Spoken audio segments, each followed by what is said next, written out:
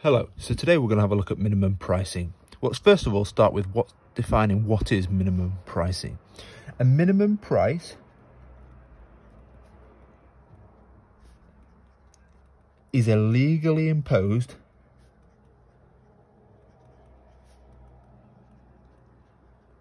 price floor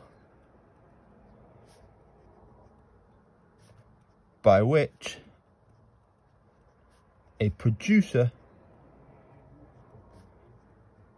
is not allowed to sell billet.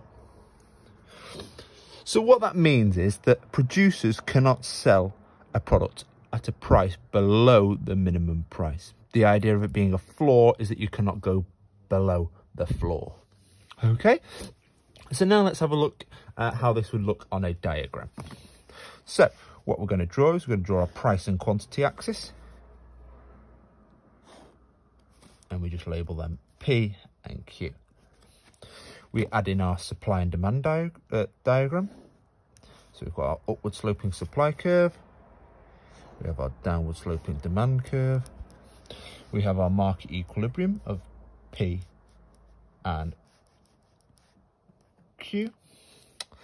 Right, the really important part now is making sure we set the minimum price appropriately.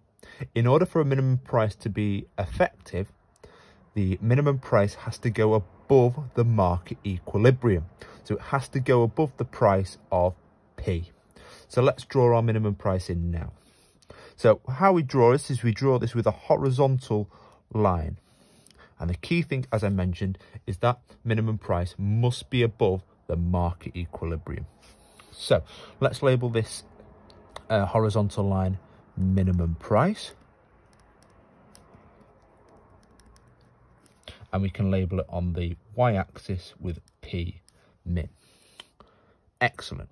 So now we need to add in some additional quantities. So let's add in Q1 here, and Q1 goes directly down from where the minimum price intersects the demand curve. So at the price of P min, consumers are less willing and able to buy the product due to the minimum price. And as a result, they demand only a quantity of Q1. So let's have a look now at the other quantity that we need to add in. So we're going to add in Q2 over here. We'll label that Q2. So, as we know, the law of supply states that the supply curve is upward sloping, and one reason is due to the profit motive. So we see here that at the higher price of P min, producers are more willing and able to sell at that higher price of P min due to the profit motive, and therefore they're willing and able to supply a quantity of Q2. So what this does is this creates an excess supply, because consumers are only willing and able to buy a quantity of Q1 at the price P min, and suppliers are willing and able to sell a quantity of Q2 at the price P min. And as a result, it creates excess supply. So we can label the difference between Q1 and Q2 as excess supply. So now we have effectively drawn the minimum price diagram.